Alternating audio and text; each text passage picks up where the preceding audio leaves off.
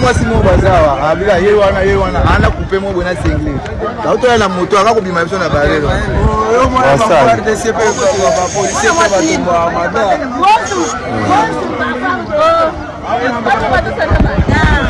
ai tu ko bi ko ko bi ko ko ba tu bi ko ai tu ko to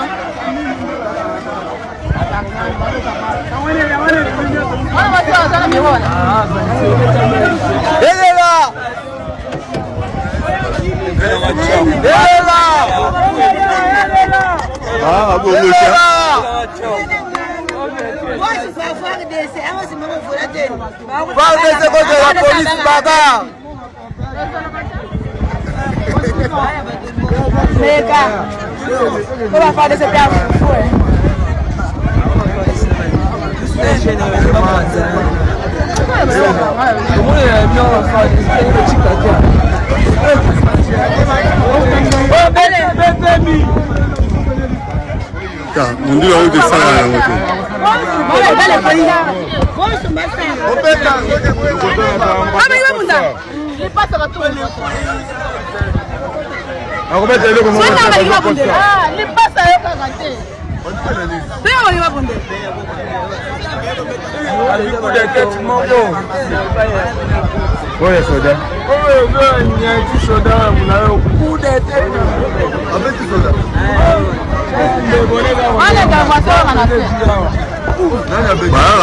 Spirituel. Moi, je pense que dans la pensa, plus congolais que les Congolais là qui ne parlent pas la télévision. Il y a des Congolais au bazo le baptême, basa véritable patriote que Mouyaya. Non, c'est un Mouyaya, Moutamba, Bosembe, MMD, Bewana. Ce sont des jeunes comme nous. Au lieu de passer leur temps dans le média, maintenant que le pays est agressé, tous en a besoin d'un affront. Oh! Mouyaya place n'est en affront. Oh! Hasta la briefing en affront. Oh! Oui! Moi, je place un général Sylvain King. Porte-parole de la FARDC. Ils ont place sur Bongi na Mouyaya. Avec une formation militaire. Atika Babilo Kouana. Atika Babilo Kouana parce que Babilo Kouana Bawana.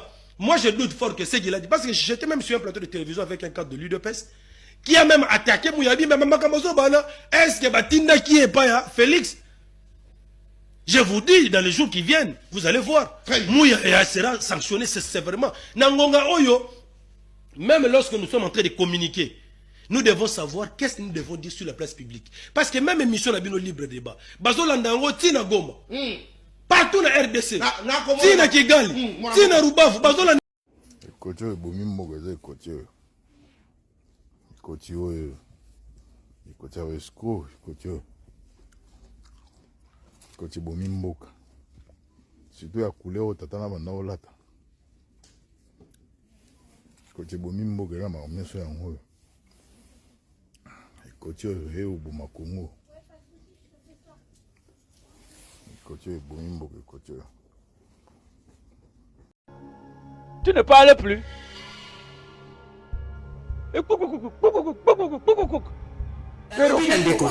René, nous devons être vraiment regardants dans Makambo Lobapeto au Sala. Kabila Tango Bazako Sala Makambo Oyo ya San City. Banani bayaki na ba groupe d'armée. il y a Libanda. N'est-ce pas ezalaki mouvement ya RCD et na MLC? Si bino batuboyaki na ba armée ya Libanda, bino batuboyaki na MLC a contrôlé s'il te plaît. Parce que Batouana s'il te plaît, Batouana bakota na armée suite ya brassage esalema kindenge nini. Kabila zaki mukonzi ya mapinga ya Kotoyo, MLC mukonzi ya mapinga oyo eutaki na Uganda, et puis RCD mukonzi ya mapinga oyo eutaki na Rwanda. Bino batu boyaki na ba soda wana na ba armée na bino tangu ba brasser bango nde ba koti na armée congolaise. Ça il faut pas mentir, il faut s'assumer que ceux qui blélo ba konzi oyo ya ba soda ba kota na armée na biso ba uta bino batu boyaki na bango. Merci. Boyaki na ba soda wana na volontaire sans. Allez, une minute. Jean-Pierre Bemba yo botami na Zaïre ngape na botama na Zaïre ndenge na za adikano kinwa ne grandi na Zaïre n'époque à Mobutu yo lobina no ka conflit communautaire te na bandu no kosi parce que a o makambeleka ki na yumbi kuna na tango mobila zalaki gouverneur n'époque wana ezaki na bandu nuté ezaki ko banunu na batende ezaki te na bandu bon peut-être na habité na période dango yo zaka na prison peut-être pour nga zaka na libre depuis na zaka Zaïro zaka libre zaka awa non pe na kenda poto tenga pe na Zaïro zaka awa yo zalaki absent au zaka na prison pendant 10 ans l'information musu so eko kimayo yé pas que na ancien Zaïre au de l'autre koma Congo awa banunu na batende babunda makasi na tango ngobila siko na tango banunu na batende soko le bien instigateur ya lelo ya mibondo za Joseph Kabila siko na tango banunu na batende instigateur za suka Joseph Kabila pour menacer son propre pouvoir. C'est incohérent. Président Bimbo Kita na Semakas au comment vider de toute substance politique. Donc il aussi là. Biloko Zosala, ça ne vous ressemble pas. Tant à propos dernièrement Tenaki contre Joseph Kabila Robenge Moutamandef. Ma propos Tenaki dernièrement contre Delis Sanga. Ma propos Tenaki dernièrement contre Moïse Katumbi. Yo peut battre Sanga il parle et ba ko emba hymne nationalité. Na ba manifestation yo so public so ba batemi pe maintenant on ba Hollande la yo ye ba katé bien. Mais oui, na ba ebisi. Jean-Pierre Bemba aye ba kango bandeliti sukate. Non, émission. Oto la ranga ba source wana siko ngala ofanda na ndo ba keno toto sola lande ko mo bongomo afongola nga jour mususu azaka pe na président ja pembe ba proche na yeba lobike ya kuyemba hymne national e bandeliti su kalandela e bien ayeba ngote ayeba ngote bino pe papa ozomona président Bemba soki Kabila za sima ba mibondo yo lo sala ki rebellion na nazaka sima nao ezaka peka Kabila président Bemba yo sala ki rebellion na nazalaka sima na yo ezalaka Kabila mutatinda kayo président Bemba ezala ba makam susu lelo ezoleka souté. C'est-à-dire dans notre pays aujourd'hui, là où le régime de Félix Tshisekedi Zaza incapable à apporter solution, ceux qui m'ont apporté solution, assimiler d'être ennemi. C'est ça le mode opératoire Nabino. C'est ce que vous faites avec les prélats catholiques. C'est ce que vous faites avec Joseph Kabila. D'abord, c'est irresponsable de la part du président Jean-Pierre Bemba, que je respecte, que j'avais voté en 2006, malgré les lois, regretté quand aussi c'était un référendum qu'on votait au thé. Jean-Pierre Bemba. Comment on a Félix? Pourquoi on a Félix? Mais Akita va bé. Akita penado a sopa na nengafo. Un discours na ye. Ouais, mais il était parce que vice-premier ministre avec un parti aux gens député, n'a sénateur. Si vous Akita peuple congolais tout t'es comme au moins congolais tout kosama trop. Moi na 2006 wana. Tout kosama trop. Le kon a siko leader ya opposition zarek. Yo na sala ba plein. retient Derrick image ya Bemba nana. Cha écran plein. C'est là. Yo mtozolo ba Bemba kiti. C'est là total ensemble va matala. Oh on abandonne. Ce n'est pas l'Équateur. On a so betinga c'est là na 30 chaba na ko beta biloko ko 30 chaba. Bango ba sala papa. Mo ka to ndemo wa bosenge. Il n'est pour rien. Ah, Félix Alubaki, l'AFC de Nanga, c'est Kabila. Après Kabila, il y a Ondima. Kabila, tu as lundi matin. Au contraire, M23 a une revendication légitime. C'est pas un groupe anarchiste. La M23, aspiration du peuple congolais. Kabila, il y a Ondima.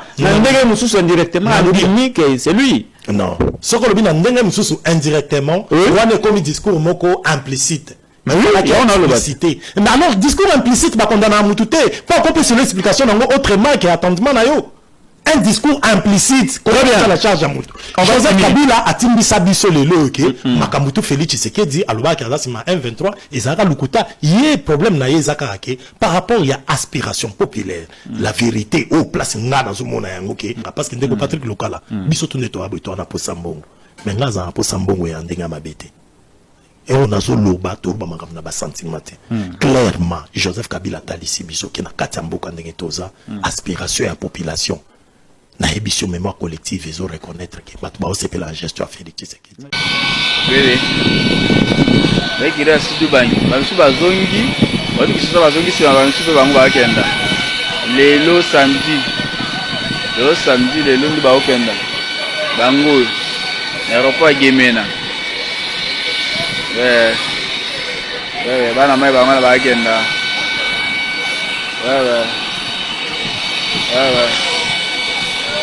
On va dire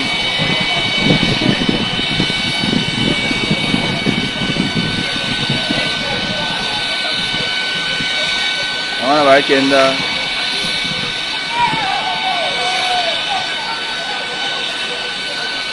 ouais c'est délai bango là santé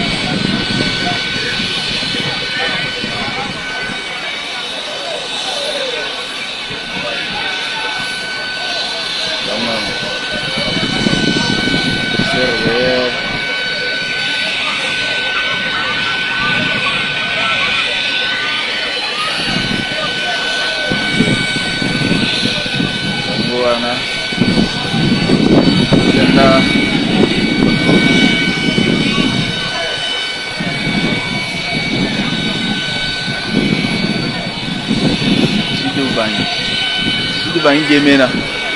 Bango ba okenda. Bariki bango ba okenda.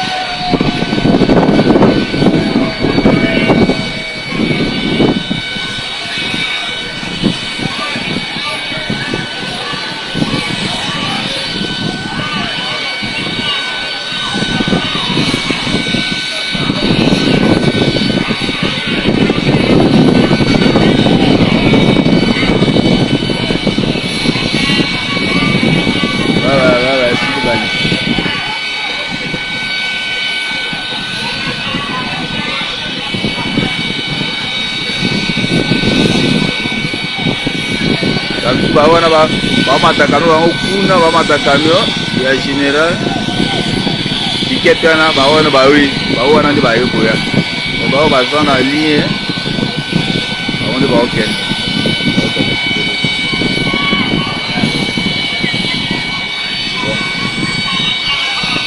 loko sala pena université awa na Mbandaka bokomono tango nga na kozonga wa bokomono deja ndenge ekobanda kotongama université au standard moderne.